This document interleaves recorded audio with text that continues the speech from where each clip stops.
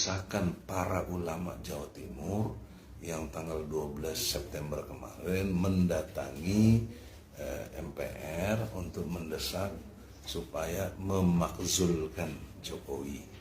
Itu tindakan yang sangat konstitusional karena memang salurannya seperti itu. Sumbangsi saya dalam perspektif hukum, mengapa harus dimakzulkan, diukur dengan parameter hukum. Satu, tugas pokok presiden itu menjaga tumpah darah seluruh rakyat Indonesia. Dua, presiden harus mensejahterakan umum seluruh rakyat Indonesia. Ketiga, presiden harus mencerdaskan kehidupan bangsa. Keempat, presiden ikut serta aktif di dalam perdamaian dunia. Itu ada di alinea keempat pembukaan Undang-Undang Dasar 45. Nah, lihatlah di breakdown selama Jokowi memimpin, empat kondisi objektif sebagai satu tugas pokok presiden itu banyak yang tidak berjalan atau sama sekali bertentangan justru.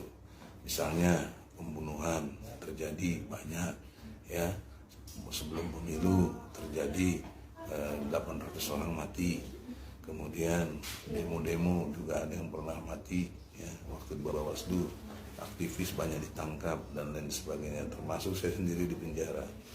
Dan yang kemudian yang selanjutnya kemiskinan meningkat, hutang meningkat, dan semua itu menjadi satu kondisi yang patut untuk dimakzulkan. Seluruh informasi yang beredar itu sudah sampai di tangan masyarakat, dan saya kira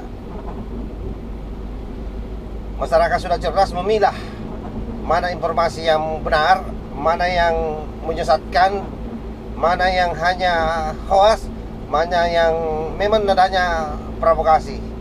Nah, kalau Bung Egy ini, ya, ini yang dimaksudkan dengan provokasi. Bagaimana mau provokasi masyarakat agar Jokowi dimakzulkan. Yang waras tidak boleh mengalah terhadap mereka para pencoleng-pencoleng agama yang menjadikan agama sebagai alat politik.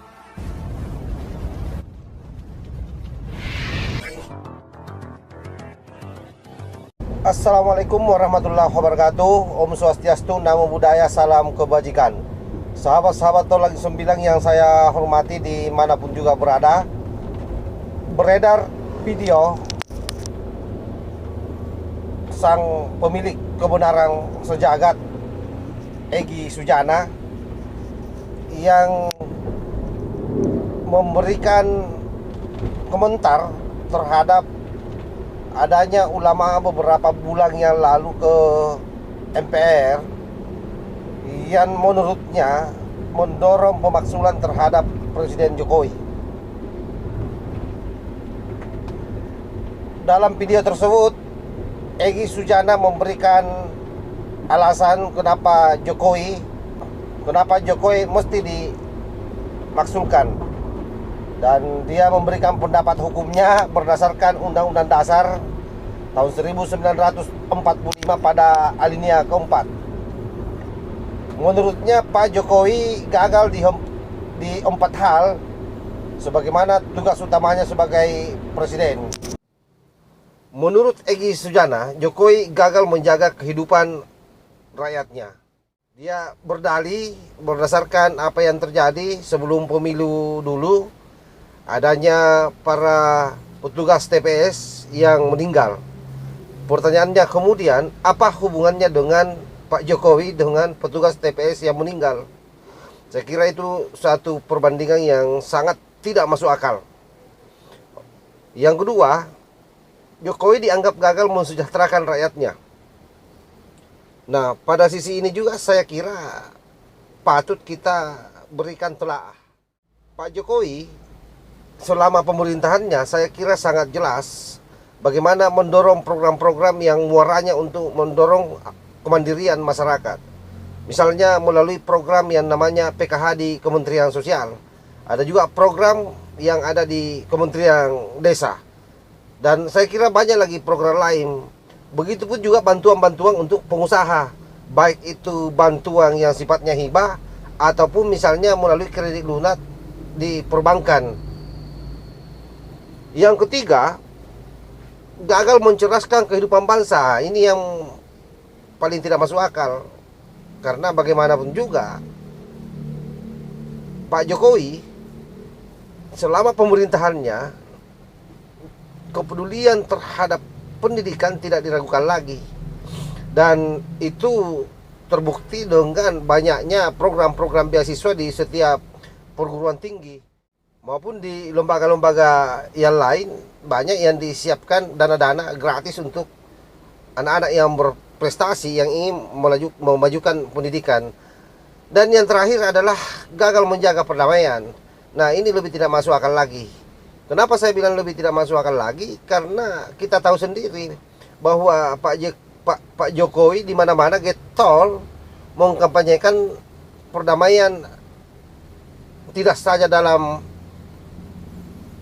negeri tetapi juga pada dunia internasional. Semua mata melihat bagaimana Jokowi dulu punya perang yang sangat penting, terutama pada saat konflik antara Rusia dengan Ukraina, dan bahkan Jokowi ke sana menemui kedua kepala negara ini.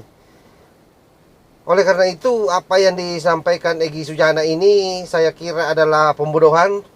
Ini penggiringan opini dan sekaligus provokasi buat masyarakat agar Jokowi namanya rusak dan terdegradasi namanya di masyarakat. Jadi jangan selalu membangun narasi yang memang orientasinya ingin menyudutkan Pak Jokowi, karena rakyat juga sudah pintar. Seluruh informasi yang beredar di masyarakat hari ini, seluruh informasi yang beredar itu sudah sampai di tangan masyarakat, dan saya kira masyarakat sudah cerdas memilah mana informasi yang benar, mana yang menyesatkan, mana yang hanya hoax, mana yang memang nadanya provokasi. Nah, kalau Bung Egy ini ya, ini yang dimaksudkan dengan provokasi. Bagaimana mau provokasi masyarakat agar Jokowi dimaksudkan. Yang kita herankan, kenapa misalnya pihak kepolisian tidak menangkap orang-orang yang modelnya seperti ini, yang kerjanya hanya menebar kebencian di mana-mana, kerjanya hanya memprovokasi masyarakat agar melawan pemerintah dan melawan negara.